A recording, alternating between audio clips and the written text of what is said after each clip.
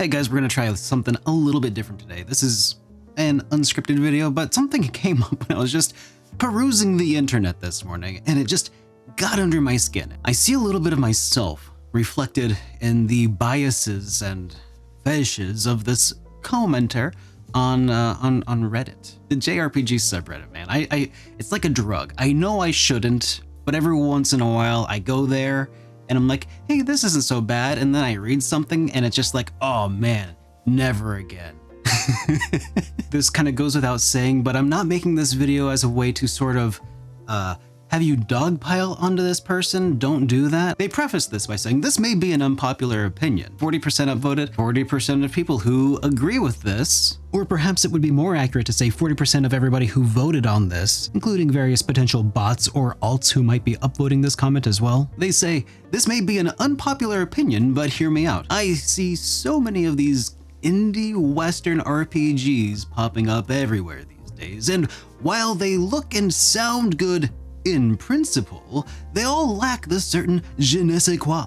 Already, there's a lot to unpack here. Technically, they are indies and RPGs, and a lot of them are made in Western developed countries. I've already made it pretty clear that my opinions on the subject of what is an RPG, Western or Japanese style RPG, I think you may have just picked up on it here, is that the style is silent a lot of times when we say JRPG or WRPG, because it makes more sense from the perspective of someone who's trying to convey information quickly about a type of RPG. It makes for a better shorthand, a collection of different aesthetics, literary tropes. I think that it makes a better shorthand for quickly describing a kind of game rather than denoting like a country of origin. Italian food can be made in, Italy, sure. It's where it started, but it could be made anywhere.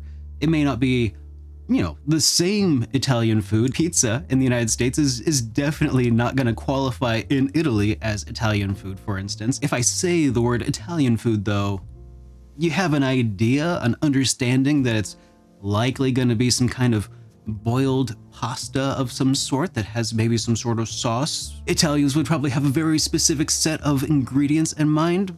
Americans would probably have a very specific set of ingredients in mind as well. And then if you go and try like an Italian fusion restaurant, then some people would probably be like, I don't know, this Western style Italian food is not my taste. Let's go out for Domino's later instead.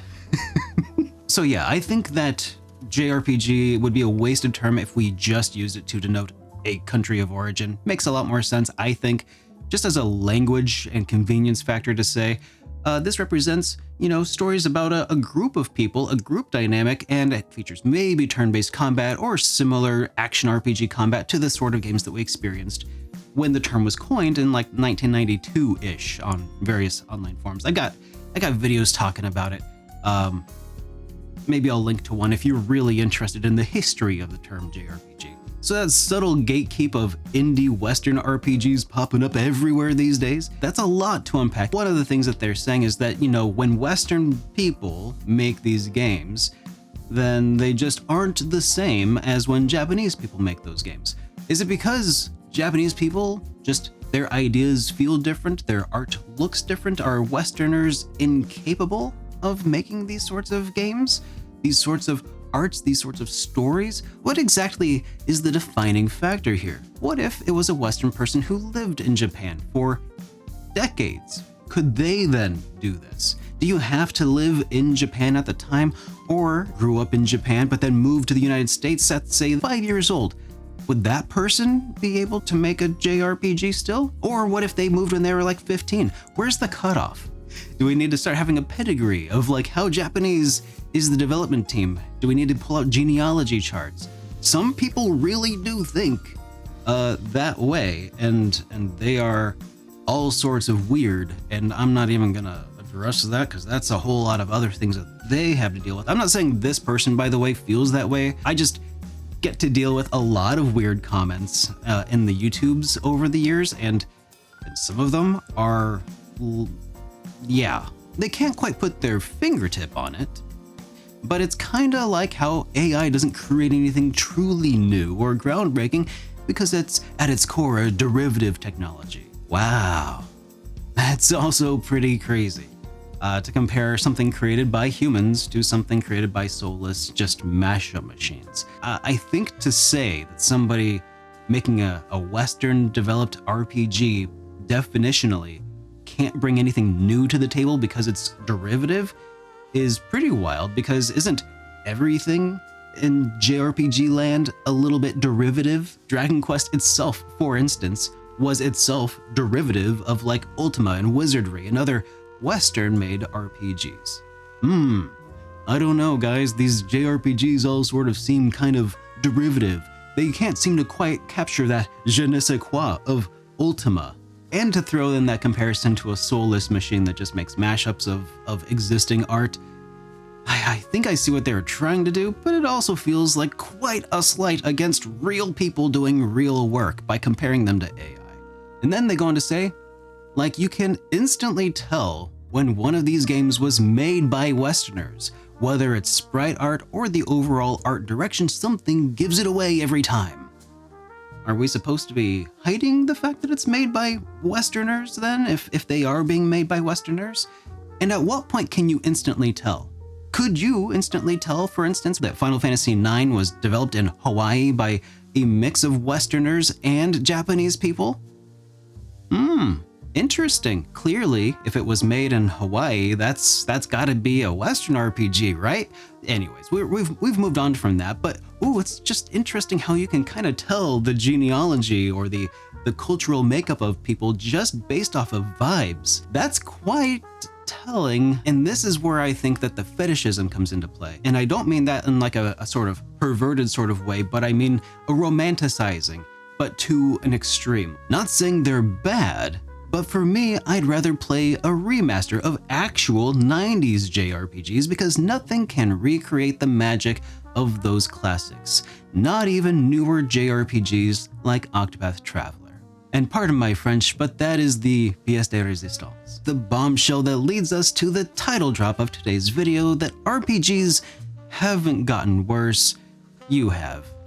And I'm sorry to say it, but it seems pretty clear to me that if a game like Octopath Traveler doesn't feel like it's got that same je ne sais quoi as other titles for you, then it's probably not even a matter of whether it was Western or Japanese or not, but maybe it's just a matter of a lack of being able to experience them without any sort of preconceived notions of what an RPG or JRPG ought to be for you. A lot of the games that you're experiencing and fetishizing and romanticizing at this point in time are the games that you experienced when you were somebody else.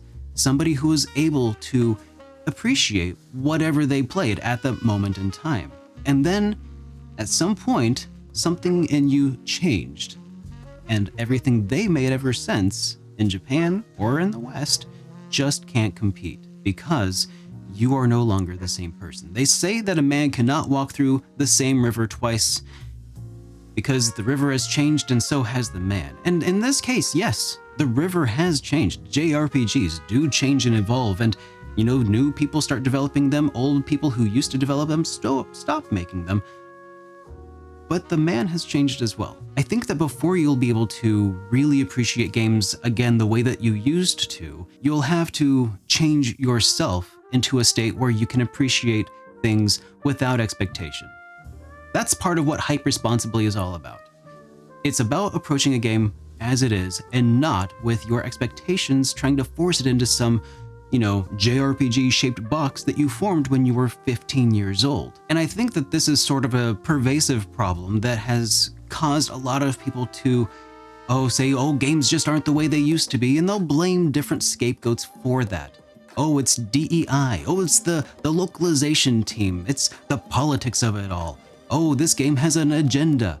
Stuff like that is getting between you and your ability to experience games as they are.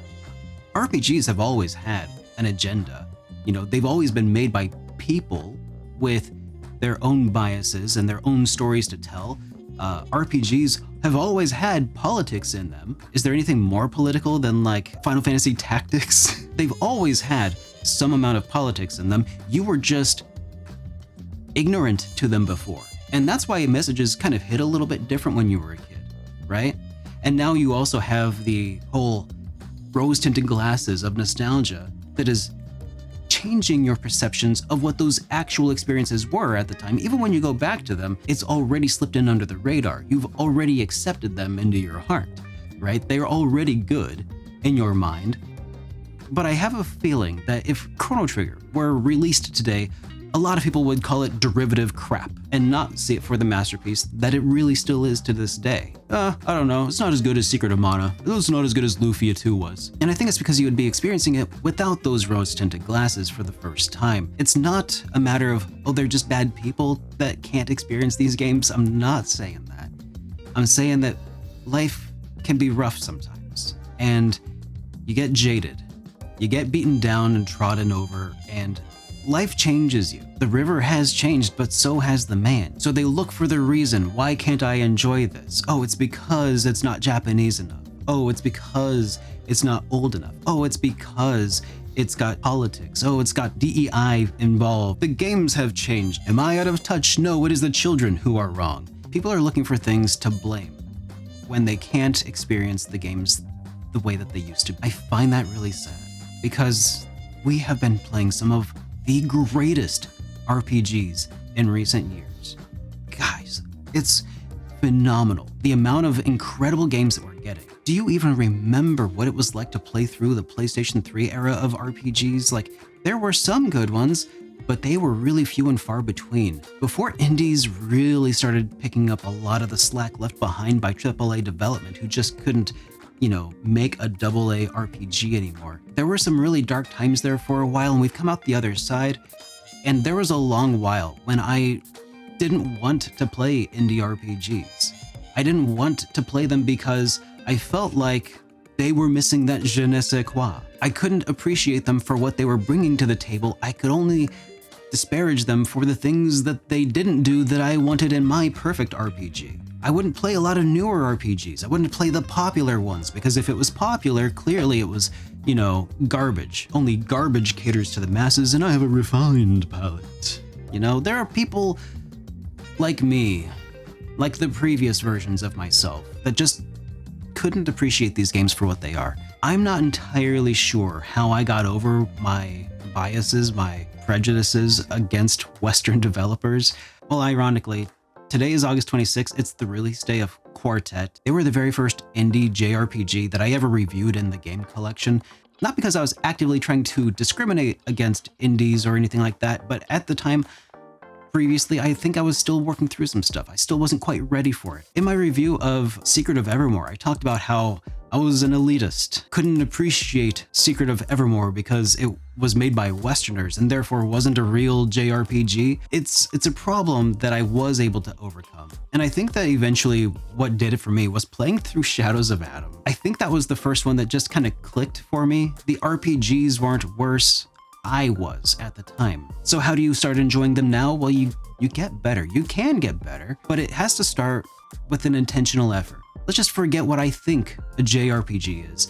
Let's just remove the boxes and just experience this for whatever it is and judge a game based off of its own merits and not a lack of being able to check off certain checkboxes that I've established in advance that the indie developer had no idea of, because when they played their RPGs, they started making their own list of things that they wanted to see in an RPG, right? And the reason I'm making a video about this comment is not necessarily because of the comment itself, but it's because of sort of a topic I've been mulling over for a while now. Something that's just kind of been on my brain, but I didn't have the right words to put to it, and I still don't think I do. I figure I'll just make the video now and, at least try to help solidify some of my thoughts, and maybe what I have to say could be useful for people like this person. These are just some of my meandering thoughts. I don't really have a nice way to put a bow on it all, but I do hope that if you are in a similar situation to this, just realize that I was able to make myself better by just accepting a game for whatever it is and not trying to put it into my own JRPG-shaped box. And I think that's really done a lot of good for the kinds of games that I can experience today. And I hope you can join us in the indie JRPG pool. The water's fine, and the gate's open. Come on in, everybody. Anyways, thank you for watching. Subscribe if you haven't already, and I'll see you in the next one. Have a great day, everyone.